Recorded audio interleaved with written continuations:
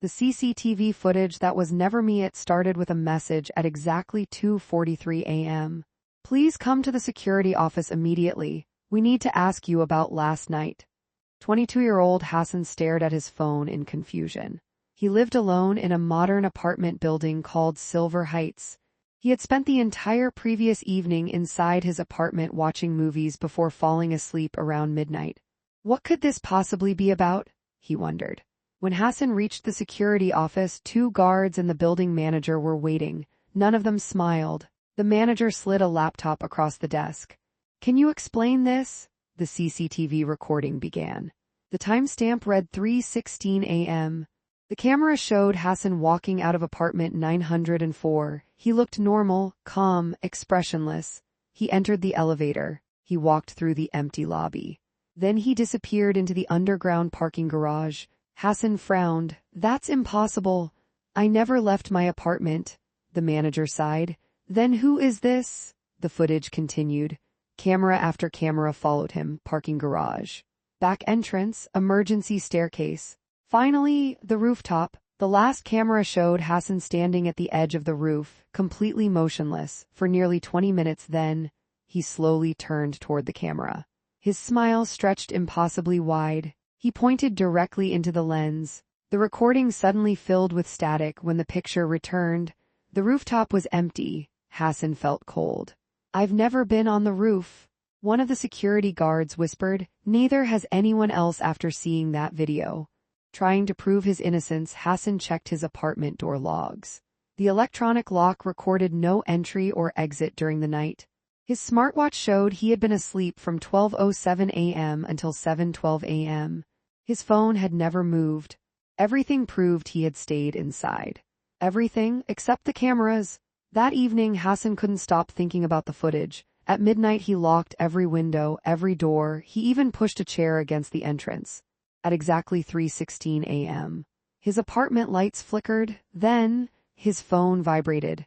A notification appeared. Motion detected in hallway camera. He opened the live feed. Someone stood outside his apartment. It was him. The man outside wore the exact same clothes Hassan was wearing. Same face, same haircut, same height, but his smile, it was far too wide. Knock, knock, knock. 3 slow knocks echoed through the apartment. Hassan, the voice outside sounded identical to his own. Open the door. He froze again. Hassan, I know you're inside. His phone buzzed again. This time it wasn't the hallway camera, it was the living room camera. Hassan slowly looked behind him. Nobody. He checked the live feed.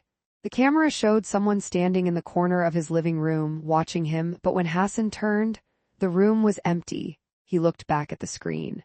The figure was now closer. Every few seconds, it moved, without making a sound, without appearing in real life.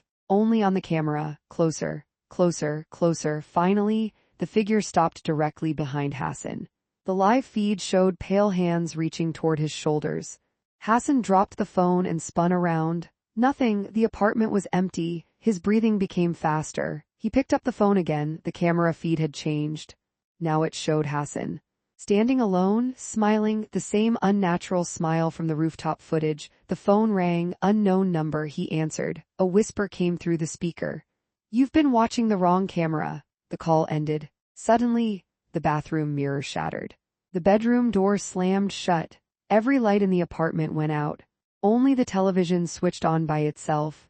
White static filled the screen. Slowly, a face emerged. His face. Except its eyes were completely black, it smiled. I've been recording you for years. The television switched to hundreds of security camera feeds. Different cities, different buildings, different years. In every single recording, Hassan appeared, walking, standing, watching.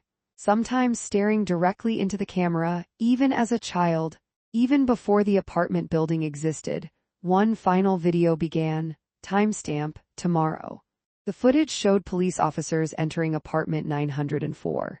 They found Hassan lying on the floor, dead, no injuries, no signs of struggle. One officer looked toward the hallway camera. Then, the recording zoomed into the camera lens. Behind the officers, a smiling Hassan stood silently in the doorway. Watching his own body, the television turned black. The apartment became silent. Hassan ran toward the front door. The chair was gone, the locks were unlocked, he threw the door open. The hallway was empty except for one thing. Fresh footprints, leading into his apartment, not out of it. The next morning, the building manager unlocked apartment 904 after neighbors reported hearing screams. The apartment was empty. No Hassan, no phone. No wallet, nothing. Only one television remained switched on, playing security footage on an endless loop.